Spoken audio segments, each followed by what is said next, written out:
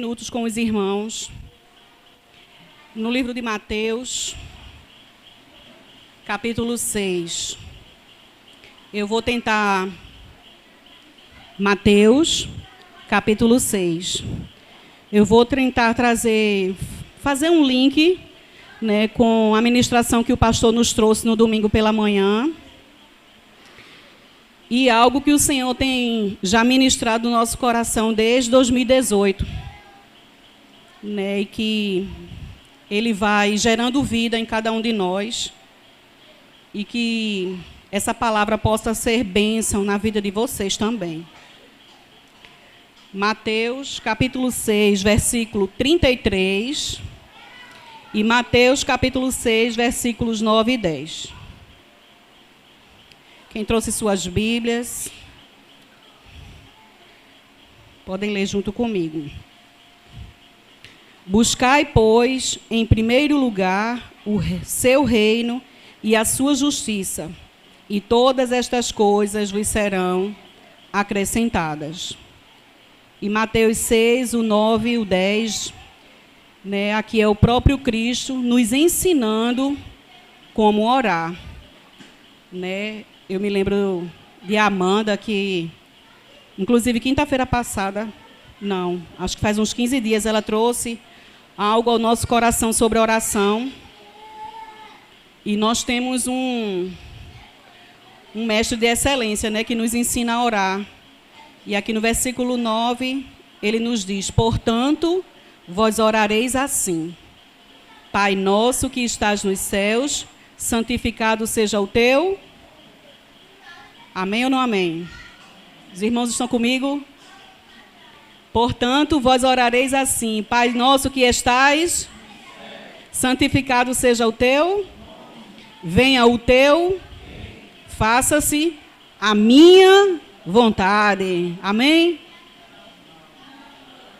É não? É como, irmão Marcos? Diga aí. Como é? Então, não é não? Não é para fazer a minha vontade, não? Ai, venha o teu reino, faça-se a tua vontade, assim na terra como no céu. Amém? Então, reino, né, eu vou pegar essas duas palavras para a gente meditar nela nessa noite, que vai ser reino e vontade. Né? A palavra diz lá no 33 que a gente precisa buscar em primeiro lugar o reino do Senhor. Mas um pouquinho antes, na oração dominical, ele diz que venha o teu reino. E que reino é esse? Né? O reino, ele não é um espaço geográfico. Né? Esse reino vem do grego basileia e significa o reino de Deus. Ou seja, é o governo de Deus sobre as nossas vidas. Então, quem tem governado as nossas vidas? É o Senhor Deus? Ele tem sido soberano? Ou somos as nossas próprias vontades? Né? Vamos caminhar nesses dois termos, reino e vontade, por alguns minutos aqui nesta noite. Então, o reino de Deus, ele não é um espaço geográfico, ele é um convite. Quando a gente diz, venha o teu reino, venha, Senhor, o teu governo sobre a nossa vida. Então, muitas vezes a gente está orando, né, e se tornou uma reza mesmo, né, algo cotidiano na nossa vida. Em qualquer lugar que a gente se encontra, vamos orar ao Pai Nosso. Né? Então, a gente às vezes não entende que a gente está chamando o governo de Deus para as nossas vidas, mas às vezes a gente não tem se submetido a esse governo. A gente diz de quê? Da boca para fora. Né? Então, lá em Romanos, também 14, 17, diz que o governo de Deus também não é comida e nem bebida. Então, a gente precisa entender primeiro o quê? O que não é o reino de Deus? Não é um espaço geográfico. Né? Por exemplo, poderia dizer que lá em Jerusalém é o lugar onde vai ter o reino de Deus. Não, não é um espaço geográfico e também não é comida e nem bebida. Mas o reino de Deus é o governo dele sobre as nossas vidas. Então, desde que a gente nasce, bebezinho, a gente tem uma necessidade de ser o quê? Direcionado, de ser conduzido, de ser governado. Isso está intrínseco dentro do ser humano. E aí a gente começa sendo o quê? Pelos nossos pais, mais na frente são os nossos professores, né? Quando a gente já nasce em lar cristão, a gente vai indo para a igreja e vai vendo que o pastor vai nos liderando, mas muitas vezes a gente não tem o total entendimento do governo e do senhorio de Deus sobre as nossas vidas, mas está intrínseco essa necessidade dentro de nós. E isso é tão forte que nos evangelhos de Jesus, ele falou, né, Mateus, Marcos e Lucas, ele falou mais de 126 vezes sobre o reino. E de uma maneira bem didática, ele comparava o reino de Deus semelhante a um grão de mostarda, ele falava em sementes. Então, o tempo todo ele estava querendo nos levar a essa conexão de trazer Deus para o governo das nossas vidas. Por quê? Porque lá no início, quando Deus prepara esse planeta Terra para nós, né, a Bíblia diz que a Terra era sem forma e vazia, então a gente não conseguiria habitar naquela forma, então Deus vem e prepara tudo para nós e estabelece o governo dele sobre as nossas vidas. Porém, nas nossas vontades, nos nossos desejos, o que é que a gente faz? A gente tira o governo de Deus. Foi assim com Adão e Eva, não é verdade? Eles retiram o governo de Deus sobre as suas vidas, e daí, o que é que acontece? Eles perdem o acesso a este lugar. E aí, quando Jesus, que é considerado o segundo Adão, vem, ele vem tentando trazer essa conexão de novo para nós, de estabelecer o governo de Deus para as nossas vidas. E aí, quando ele se rebela, ele perde. Outro exemplo, que é justamente essa conexão que eu quero fazer com o que o pastor ministrou para nós domingo pela manhã. Quem não estava aqui vai poder acompanhar agora. Ele leu juntamente conosco em 1 Samuel 8. Então, vamos acompanhar um pouco essa leitura, que é justamente quando a gente se desconecta desse governo. Então, o povo de Israel, eles, 20, 30 anos atrás, enquanto Samuel ele era juiz, eles tinham o próprio Deus como seu governo nessa época. A Arca da Aliança chega no capítulo 7 de 1 Samuel, quem quiser acompanhar. A Arca da Aliança chega e Samuel diz, 1 Samuel 7:3, se é de todo o vosso coração que voltais ao Senhor, tirai dentro de vós os deuses estranhos e os astarotes, e preparai o coração ao Senhor, e servi a Ele só, e Ele vos livrará das mãos dos filisteus. Então os filhos de Israel tiraram de dentro de si os Balaíns e os Asterotes e serviram só ao Senhor. Então, durante todo esse período, quem é que estava governando? O próprio Deus. Então, eles tinham a bênção do Senhor. Tanto que no versículo 5, eles vencem os filisteus. Por quê? Porque ele tinha o Senhor dos Exércitos sob sua liderança. Porém, passado alguns anos, no capítulo 8, a partir do versículo 5, eles dizem, Samuel, você já está velho e seus filhos não andam pelos caminhos, pelos teus próprios caminhos. Constituí-nos, pois, agora um rei sobre nós, para que nos governe. Então, o governo de Deus, eles dão um impeachment ali agora. Não queremos mais o governo do Senhor. Vamos impeachmentar o Senhor e agora nós queremos um governo conforme a nossa vontade, conforme os nossos olhos acham que é bênção, né? Que nos governe como tem as nações. E aí entra a questão da comparação. Quando a gente começa a comparar, o pastor trouxe até esse exemplo, né? Que a grama do vizinho ela é mais verdinha, né? O casamento é melhor, ele trouxe esse exemplo. Então, tudo do outro é melhor. E a gente começa a parar de se olhar e muitas vezes ver o que Deus fez em nossas vidas, porque o que é que Deus fez? Deus tira aquele povo da escravidão do Egito, passa com eles pelo deserto, provê maná, coloca eles numa terra abençoada, mas agora eles olham ao seu redor e querem outros deuses. Deus já não era mais suficiente. E aí, quando essa suficiência de Deus já não é mais importante para nós, eles começam agora a entrar nesse caminho de comparação. Por quê? Porque Deus já tinha todos os atributos que ele precisava. O que é que se espera de um governante? De alguém que vai suprir as necessidades do povo, de alguém que vai providenciar médicos, que vai ter trabalho. Mas se a gente observar ao longo das Escrituras, por exemplo, no Salmo 197, versículo 5, se vocês quiserem anotar, para ler depois, eu não tenho como ler todos aqui.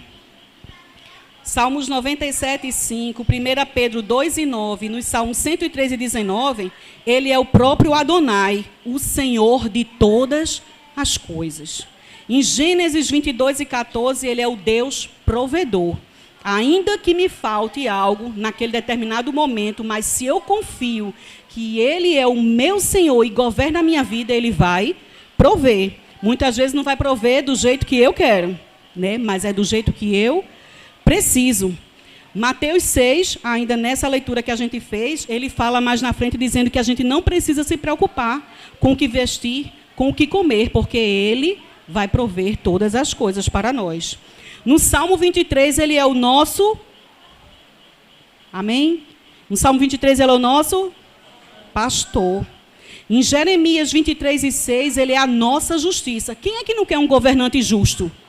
Que vai julgar com justiça as nossas causas. Deus era esse governador naquela época, mas o povo abandonou esse governo. Em Ezequiel 48 e 35 e no Salmos 46, ele é o Deus presente. Então, na hora da nossa angústia, na hora da nossa aflição, ele é o Deus que está bem presente. Em Êxodo 15 e 26, ele é o médico. Então, na hora das nossas enfermidades, se a gente confia no governo e no senhorio de Deus, ele é médico. Em Êxodo 31 e 13, na parte B, ele é o Deus que, além de prover todas essas coisas para nós, ele é o Deus que nos santifica. Né? Porque a salvação, como a gente bem sabe, é um processo de santificação. Em 1 Samuel 1 e 3, nos Salmos 24, 9 e 10, ele é o Senhor dos exércitos, é aquele que vai guerrear as nossas causas. Então, todos os atributos que o povo precisava de um rei, de um governo, o Senhor Deus ele tinha. Mas o que é que eles fazem no versículo 5? Prover agora para nós um rei que nos governe como tem as nações ao nosso redor. E aí Samuel, ele não consegue compreender como é que Deus é tudo isso para esse povo e leva ao Senhor essa súplica. E aí a resposta vem do Senhor e diz, versículo 7. Disse o Senhor a Samuel, atenda a voz do povo em tudo, exatamente tudo, porque Deus é um Deus detalhista, né? Então, muitas vezes, ele vai atender nos mínimos detalhes. Mas, se a gente observar, essa não era a vontade soberana do Senhor. Essa era a vontade permissiva, por causa de quê? Da dureza dos nossos corações. Então, ele diz, atende a voz do povo em tudo quanto te diz, pois eles não rejeitaram a ti, mas a mim, para eu não reinar sobre ele. Então, foi realmente confirmado ali naquele momento o impeachment para Deus. Ó Deus, não está servindo, tudo que está fazendo para mim não está adiantando de nada. Fica aí que eu quero um Deus conforme a minha vontade e conforme a minha necessidade. E aí, eles trazem quem? Saul.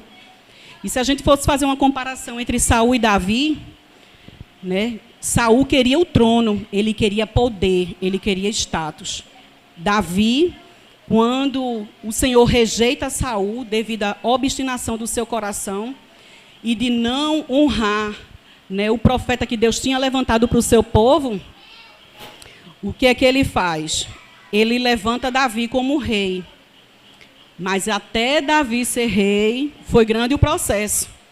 E mesmo diante de todas as suas dificuldades, Davi ele queria muito mais a presença de Deus do que o governo, do que o poder, do que o status. Tanto que lá no Salmo 51, depois que ele peca, ele abre mão de tudo isso.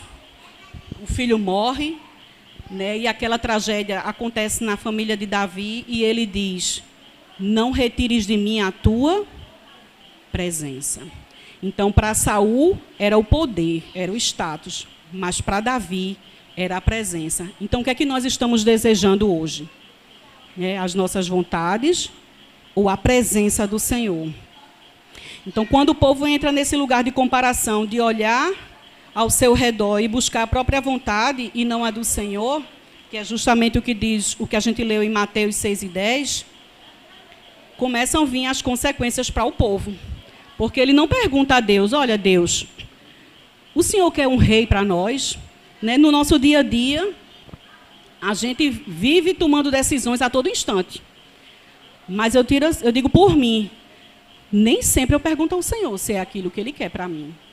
Se aquele sentimento vai gerar bênção na minha vida, se aquela atitude de punição, muitas vezes, porque a justiça própria reina dentro de nós, é bênção, se é aquilo que o Senhor é, se eu vou abrir mão da minha justiça para viver a justiça de Deus.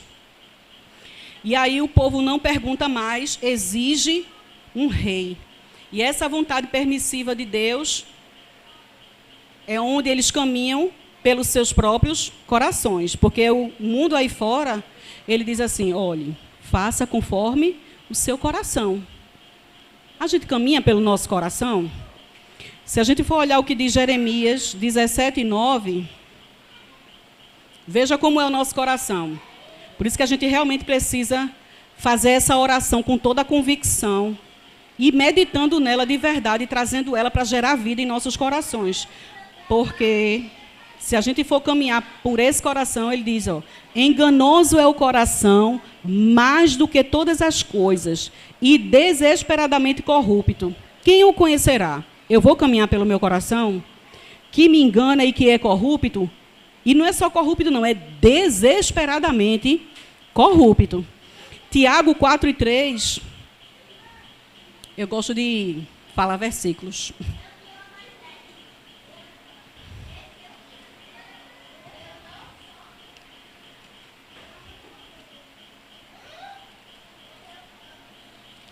Tiago 4:3 diz assim,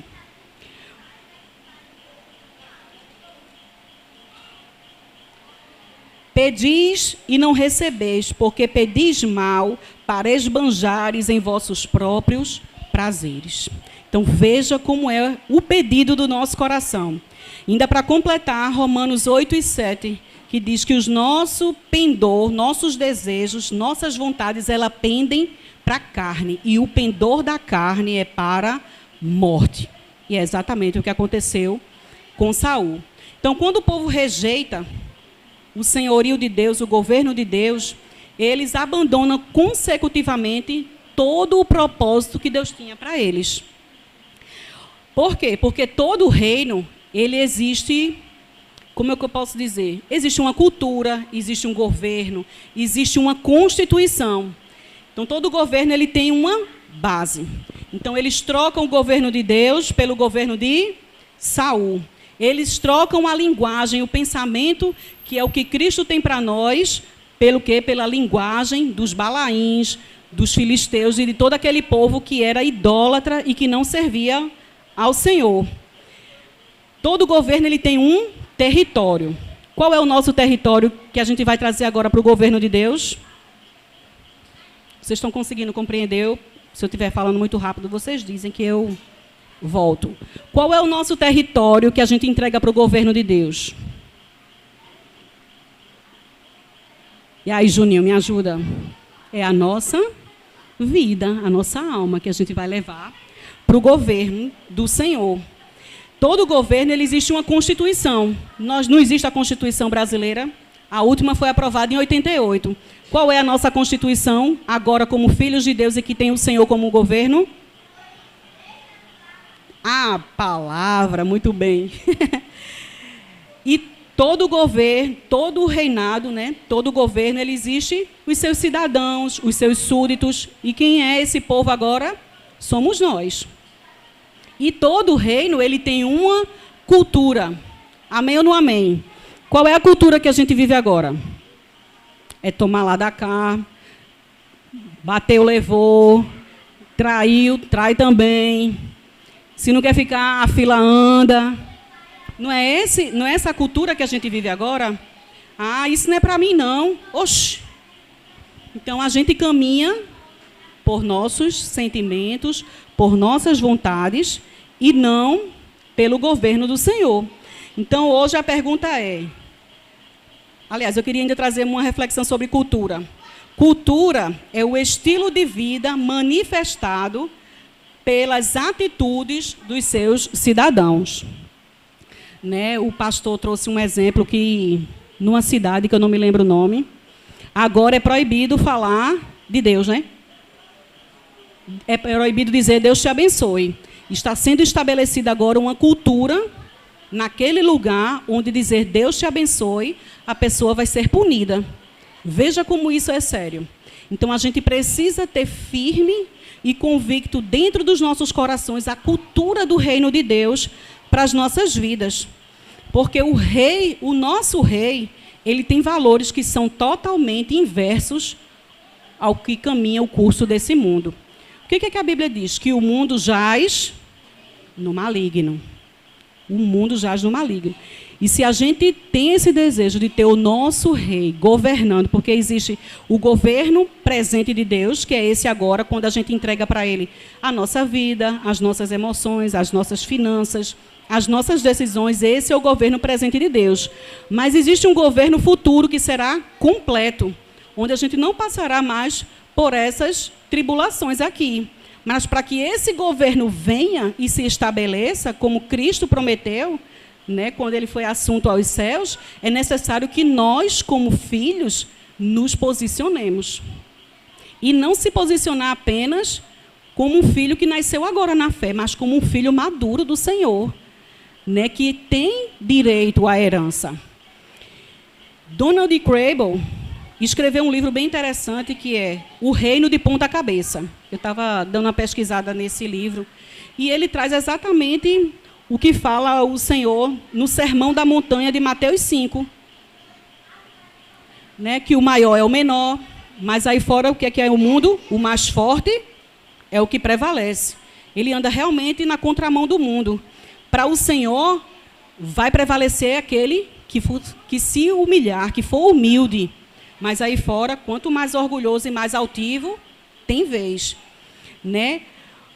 No reino de Deus, eu principalmente, sou improvável de estar aqui. Mas lá fora no mundo, é os que merecem, é os que são mais capacitados. Então, o reino de Deus, ele caminha na contramão desse mundo. E a gente precisa manifestar agora em qual reino nós estamos vivendo. No reino deste presente século ou no reino que está por vir. As nações vizinhas que o povo de Deus quis imitar, viver independente do Senhor, só lhe trouxe ruína. Então, quando a gente decide caminhar independente do Senhor, o nosso fim é a morte. Né? Lá em Gênesis 3, fala da queda do homem. Que foi, Pati? Fala da queda do homem, quando ele quis caminhar só. Ao invés de dar ouvido ao governo do Senhor, ele deu ouvidos a quem? A voz da serpente. Qual foi a recompensa? A perda do paraíso, a perda do Éden. Vemos Sansão, quando deixou o governo de Deus sobre a sua vida, ele acaba o quê? Morto. Ainda cumpriu o propósito, mas não era o propósito que Deus queria para a vida dele, né? Que morre tantas pessoas. Né? E no governo de Saul, quando o povo diz que quer outro governo que não o do Senhor, e ainda pela misericórdia dele, porque nosso Deus é um Pai muito amoroso, realmente. Tanto que quando ele começa a ensinar para nós essa oração de Mateus 6 e 10, né, aquele povo, os fariseus e os saduceus, pessoas instruídas na lei, eles tinham um Deus super distante, né, um Deus todo-poderoso, inacessível. E aí ele ensina orando como Pai Nosso. Ele já começa a estabelecer essa conexão de intimidade, de relacionamento de Deus conosco, já a partir dessa oração. Então é Abba, Paizinho, tu que estás aí, venha para mim o teu reino. Então ele quer fazer essa conexão, não mais um Deus distante, um Deus que pune, mas um Deus que está presente. É como quando a gente chega em casa, que está fora, como é que os nossos filhos nos recebem? Eles nos abraçam, eles ficam alegres, mas muitas vezes quando nós chegamos na presença do Senhor, nós chegamos de uma maneira tão superficial, né? Senhor, nós sabemos que Tu és soberano, Deus excelso e maravilhoso. A gente está realmente confirmando os atributos do Senhor, mas Ele quer uma conexão conosco de filho, de filha, de intimidade. Para que a partir desse relacionamento de intimidade, o reino dele se estabeleça sobre nós. Então, quando aquele povo diz que não quer mais o governo do Senhor, Deus ainda diz assim, olha, diz a eles que esse rei que eles querem se tornará, cadê? Aqui, no versículo 9, 1 Samuel 8 e 9. Adverte solenemente e explica a eles qual será o direito do rei que houver de reinar sobre eles. Este será o direito do rei que houver de reinar. Ele tomará os vossos filhos e os empregará, ou seja, estabelece um reino de escravidão. Então, às vezes a gente vive uma vida de liberdade no Senhor, mas a gente troca tudo isso para viver escravo dos vícios, escravo dos nossos sentimentos, escravo da falta de perdão. Diz ainda mais, e os porá uns por capitão e outros vão ser trabalhadores. Tomará as vossas filhas para perfumista, tomará o melhor das vossas lavouras. Então, ele estabelece agora um reino de violência, de escravidão, de corrupção e de assassinato. Tudo isso por quê? Porque decidimos viver fora do governo e do senhorio do Senhor. Porém, hoje, Deus dá uma nova oportunidade para cada um de nós. É só a gente dizer sim, com real convicção. Senhor, estabelece o teu reino sobre mim. Não simplesmente da boca para fora, mas no oculto. Você entra no seu quarto, na sua intimidade com o Senhor, e traz esse governo, esse senhorio do Senhor para a sua vida. Porque lá em Romanos 12, 2...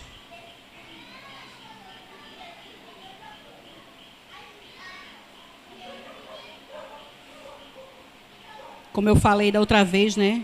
Romanos 12, 2 é o texto áureo. É o texto de ouro nosso. Paulo, ele suplica aos irmãos, pela misericórdia de Deus, que apresenteis o vosso corpo por sacrifício vivo, santo e agradável a Deus, que é o vosso culto, o quê? Da razão. E não vos conformeis com este século, mas transformai-vos pela renovação da vossa mente. Então, a gente só vai conseguir experimentar dessa vontade do Senhor se a gente viver uma mudança na nossa mente. É desafiador, né? Eu estava conversando com uma menina essa semana, e aí eu disse até assim a ela, olha, quanto tempo que você vem caminhando na sua caminhada de fé até que o Senhor gere esta convicção em você? É dia após dia. Não é de uma hora para outra. É preciso haver determinação, né? Convicção de fé a quem nós estamos servindo, né? E para onde nós queremos ir. E aí ele diz, e não vos conformeis com este século, mas transformai-vos pela renovação da vossa mente. É buscar a mente de Cristo. Para que experimenteis qual seja o quê? Boa, agradável e perfeita vontade de Deus. E aí é justamente quando a gente faz essa busca de Mateus 6:33. Eu já estou encerrando. Buscai em primeiro lugar o reino de Deus e a sua justiça, e todas as demais coisas vos serão o quê? Acrescentadas. Mas para que isso ocorra, eu preciso dizer o quê? Venha o teu e faça a vontade de Gilderlan. A de Pati. Não é não, Pati, a tua? Aquela que tu estava conversando comigo, menina, esses dias a minha vontade é massa. Não é? Então, para que a gente possa viver essa boa, perfeita e agradável vontade do Senhor para as nossas vidas, a gente precisa estabelecer o reino e o governo de Deus para nós. Amém?